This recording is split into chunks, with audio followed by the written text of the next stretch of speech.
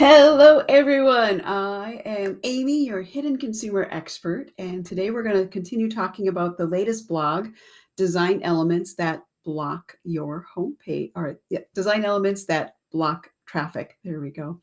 Ooh, I'm having a great day. I hope you guys are too. So last week I kind of talked about, if I remember correctly, the three questions your traffic is going to be asking.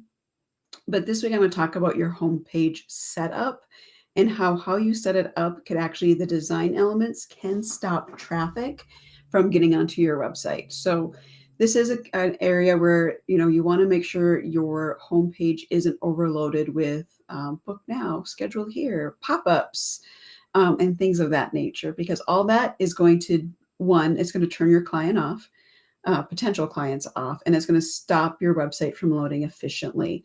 Pop-ups need to be strategic. They need to only be used on pages down the customer journey path on your website in order to ensure they actually work and you get a qualified lead that comes in to sign up for your email list, not just any random person who really doesn't care. They're just trying to get rid of your pop-up. So on your homepage, the elements that you really need to have to draw that user in, and you want to keep this simple, right? So you want your banner image or cover image to be basically an image and one line, like 5 words tops, nothing else. You don't want videos. You're not going to want all the extra little doohickeys, animations, and all the things that are going to make things move, because you want it simple. You want your website homepage to load quickly.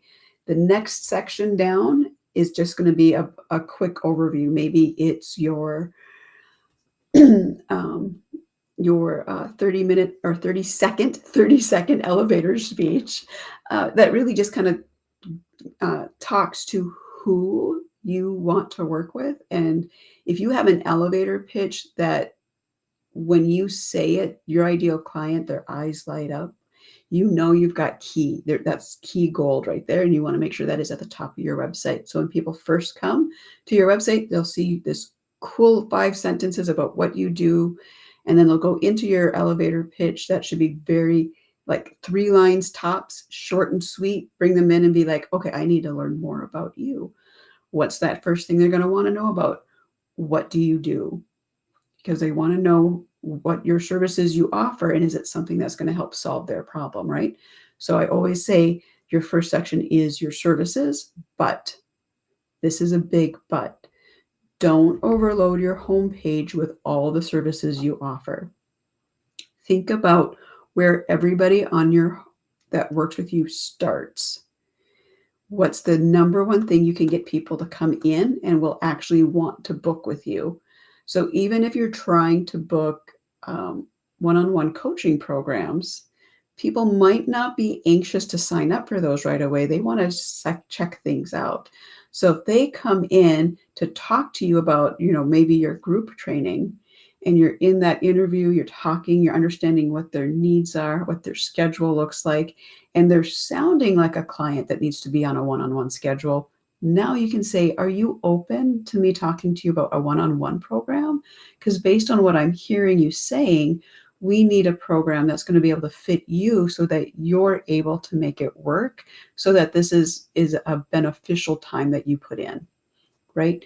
That's what you want to do. But you're not going to get there if you're going for that top package right away. You need to get people comfortable and willing to take those next steps. And they're almost always willing to take those next steps with a really simple program, right?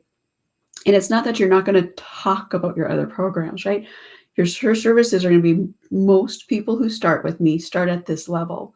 But when we talk, we can always chat about what other options there are. And if you want to see what else I do, click the link here to go to my services page. That will show you the other options I have.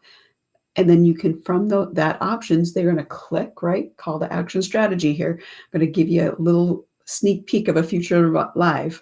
But they're going to go from that moment of I'm on the services page looking at everything else, and you're going to have a scheduling link for that program. So they come in, and let's say they really don't want to do group training. They really want that one-on-one, and they know that because they know how they perform better. they're going to go to see your other services. They're going to see that one-on-one, and they're going to see that link to schedule a talk to see if you're a good fit for a one-on-one program. That's all it is, right?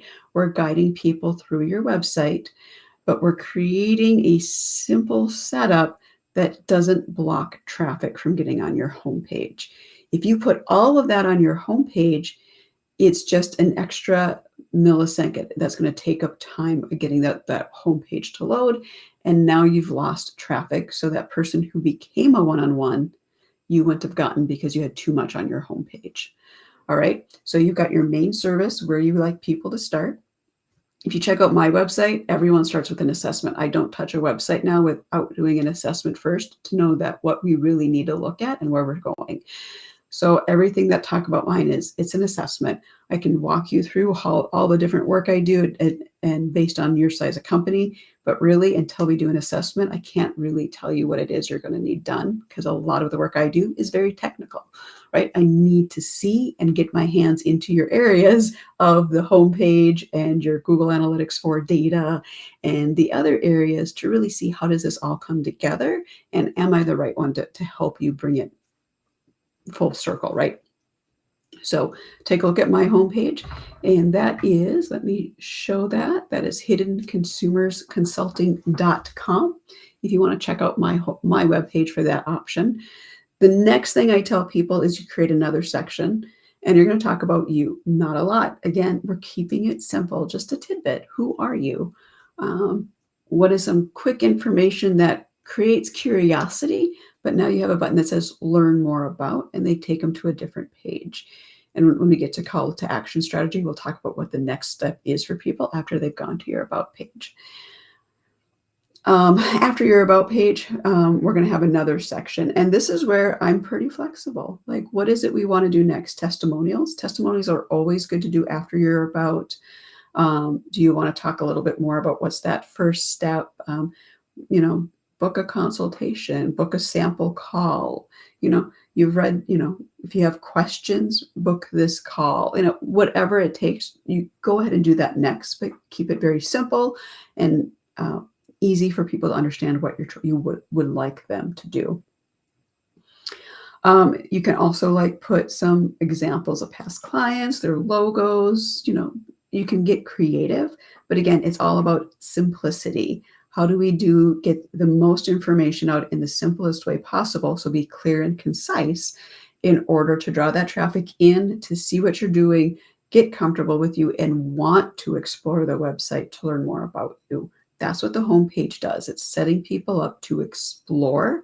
That's why you don't want everything on one page. You want to spread that out, which gets you engagement time. And we're going to talk about that a little bit later as well. That's another future live. But all of this is setting you up for more engagement time. And if you get engagement time that's over a minute, you've now increased your chances of converting that person to someone who's going to work with you. They may not click that day, but they've spent enough time on your website now that they're curious. They're going to think about you, and they could come back. The more time they spend, the more likely that is. So those are all some really key information of why we need to keep your design simple. And I tell people I don't do pretty. I have people that I will refer you to who do pretty if we absolutely need a brand new design for your website. But at the end of the day, I'm going to work with the design you have, and I'm going to, more often than not, slim it down. We're going to change things out because accessibility has to play a key, user friendliness, a lot of little pieces that have to come together to make your website work the way it needs to get you a conversion rate. So if you want to read more about this blog, we'll be doing one more live on this blog, and it's going to cover, the next one should cover the analytics side of it and why understanding Google Analytics will help you understand if you've got a good setup. That one I'm going to try and create some graphics to share some fun numbers and data with you and a fun, colorful. I have been asked to create graphs for years, and I hate graphs, but I will do it for you. So Next time we'll talk about Google Analytics 4 and what a good website looks like from a data perspective, so you know you've got a website that is going to convert if it hasn't already. If you go to my website, one of the things I want you to know is I started updating my website roughly 4 weeks ago. And when I made those updates, within a week and a half of those initial updates, I had organic traffic scheduling appointments with me. So I finally applied what I do for my clients to my own website, and I started getting clients a week and a half later. So what I'm telling you has substance, and it does go against. Like, I'm going to tell you whatever you think you need in a design because you like it doesn't matter, because you're not your client. You're trying to bring clients in, and that's who you're trying to engage. And you need to design a website and create this website that creates a human connection so that person on the other side of your computer screen wants to work with you. And you can't just do that by trying to oversell them, right? If you go to a networking event and all your goal is to pass out 20 cards, did it do anything for you? Maybe. But if you go in and say, I'm going to make at least 3 friends today, I'm going to learn about their businesses, and I'm going to see how we can help each other. Now you've got a potential for not just 3 clients, but 3 partnerships and strategic partnerships that could bring in a wealth more of clients than just handing out your card to 10 people. And that's what I do with your website. I build you a website that builds a partnership with someone you want to work with. And they're qualified, so even search engines are going to send you that qualified person you want to work with. So if you have questions, please let me know. If you do go to the website, hiddenconsumersconsulting.com, go to blogs, and you need to go to my about and scroll down to blog. It is a top blog right now. I haven't written anything else since. So look for design elements in website traffic or website design that blocks traffic. And we will get you, and you can read all this information that I'm slowly parceling out to you over the last few weeks. All right. As always, if you have questions, leave them in chat. Let me know, message me. I'd be more than happy to chat with you about this. If you are looking to potentially have a website assessment done because you're not sure where your website stands, I am always willing to talk. So let's sit down, let's do a little networking, and I'll let you know what I could do for your website and if an assessment is right for you. So have a great rest of your day. Enjoy the upcoming weekend, and hopefully weather is good and glorious wherever you are. Have a great day.